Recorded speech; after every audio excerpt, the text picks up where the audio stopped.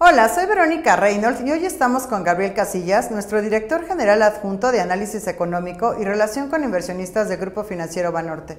Vamos a hablar sobre cuáles son las perspectivas para el mes de noviembre, en donde tenemos entre algunos temas las elecciones intermedias de Estados Unidos, también tenemos la reunión del G20 en Buenos Aires, los problemas comerciales entre China y Estados Unidos, así como la aprobación del TECME por parte de los aparatos legislativos tanto de México como Estados Unidos. Gabriel, pues cuéntanos cómo nos va a pegar esto especialmente en México. Bueno, Verónica, yo creo que estos eventos son muy importantes a nivel global y en México, pues claramente siempre estamos atentos a eso, ¿no? Bien importante, si ponemos el tema de China, Estados Unidos, así como el tema, uno de los temas relevantes también, que es la posibilidad de que se reúnan Kim Jong-un, presidente de Corea del Norte, con el presidente Trump.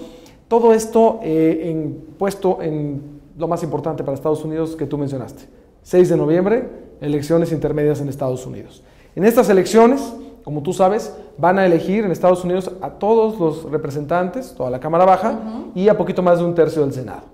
Entonces, es muy importante para el presidente Trump, para poder quedarse con estas mayorías legislativas, pues, digamos, alimentar a sus bases en los términos que lo ha hecho, ¿no? Que muchos son en temas de seguridad, en temas migratorios y en temas de tratados de libre comercio.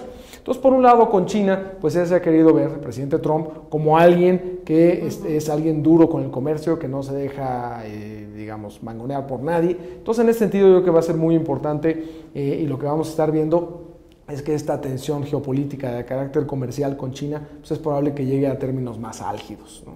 ¿Y eso qué puede poner? Pues puede poner incertidumbre y más volatilidad en los activos financieros, incluyendo el tipo de cambio peso-dólar, por ejemplo. Ese es uno. Por el otro lado, el tema con el Tratado de Libre Comercio, el nuevo tratado, el TEMEC, en este sentido, pues también tiene mucho que ver con el tema de las elecciones intermedias, porque Trump, así como quiere presentarse como la persona muy dura con comercio con China, quiere también presentarse como el que sabe hacer tratos, ¿no? Y en ese sentido, pues haber logrado este tratado con México y Canadá, pues es muy importante que ya estén listos para firmarlo, ¿no? Pero a ver, Gabriel, aquí si va a haber un cambio en la Cámara Baja y un tanto en la Cámara Alta, ¿esto no perjudicaría de alguna manera esta negociación de cómo se apruebe el tratado al final o no? Sí podría extenderse las negociaciones, ¿no? Porque al final estas aprobaciones legislativas podrían inclusive no estar listas justo para el día que se quiere firmar el tratado de este TEMEC, que es a finales de noviembre, en la ciudad de Buenos Aires, donde se llevará la reunión ya de presidentes del G20. Entonces, justamente esta reunión es muy importante por varias razones, pero una muy importante para México en particular es que ahí se quiere firmar ese tratado. Ahora, podrían firmarlo los tres presidentes, no dejarlo como un acto protocolario, a pesar de que falten las aprobaciones legislativas.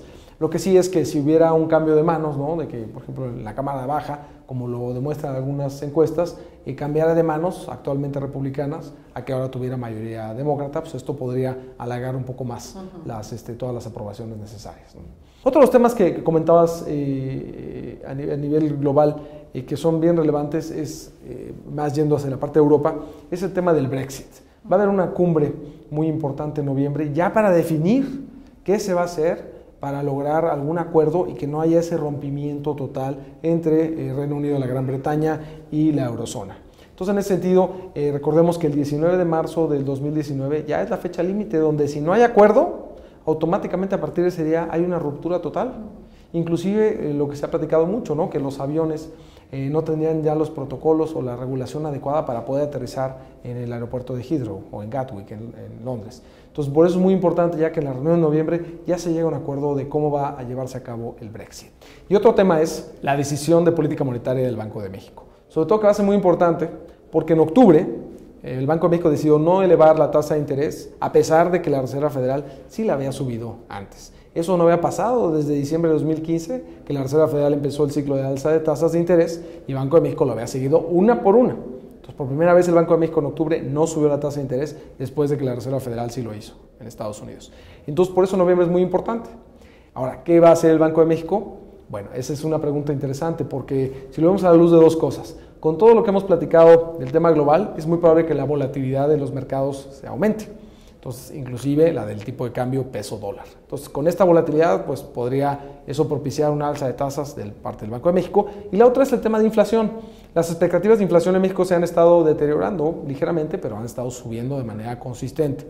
De hecho, es muy probable que los pronósticos mismos del Banco de México no se cumplan y la inflación sea un poco más alta que los pronósticos que el mismo Banco de México ha emitido. Entonces, con estos dos vertientes, es muy probable que el Banco de México tenga que alzar la tasa de interés una vez más 25 puntos base, o sea, del 7.75% actual a 8%, no necesariamente en noviembre, podría ser también en diciembre que hay una decisión, pero lo que, de hecho, nuestro pronóstico es que antes de fin de año eleve la tasa de interés, pues podría ser en noviembre o en diciembre, dependiendo de cómo estén las condiciones de mercado. Oye, y en el caso de Pemex, Fitch hizo ahí una corrección a su perspectiva.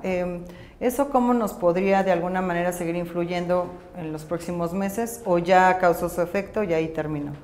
A los mercados financieros globales les queda muy claro que sí hay una situación complicada en México porque en general a nivel macroeconómico estamos muy bien, tenemos un bajo déficit fiscal, un bajo déficit de cuenta corriente, tenemos a los bancos bien capitalizados, el sistema financiero está funcionando muy bien, las reservas internacionales están en niveles máximos, es como que en general estamos bien y si tuviéramos que ver dónde puede estar algún tipo de problema es en Pemex. Ahora, Pemex, recordemos que estaba a punto de la quiebra, y que en los últimos 3 años el gobierno federal realmente se encargó de salvar a la empresa, ¿no?, con todas las acciones que hizo. Entonces, hoy por hoy, Pemex está muy bien, mucho mejor que como estaba, pero aún así, pues sigue en una situación donde tiene que seguirse capitalizando la empresa, tiene que seguir reoptimizando la deuda y, bien importante también, aumentar la producción, o al menos estabilizarla, porque se ha estado cayendo de manera consistente. Entonces, en ese sentido, pues uno de los temas de Pemex hoy, mientras no tenemos la opción de refinar nuestro petróleo, ¿no?, el petróleo que más extraemos es el petróleo más pesado. Entonces, no tenemos la capacidad de refinación del petróleo más pesado. El que refinamos en México y lo convertimos a gasolina es el petróleo ligero. Entonces, el petróleo Maya, esta famosa mezcla de Maya, que es la más pesada, esa es la que no tenemos la capacidad y mandamos a otras refinerías en el mundo para que se refine y las volvemos a importar como gasolina.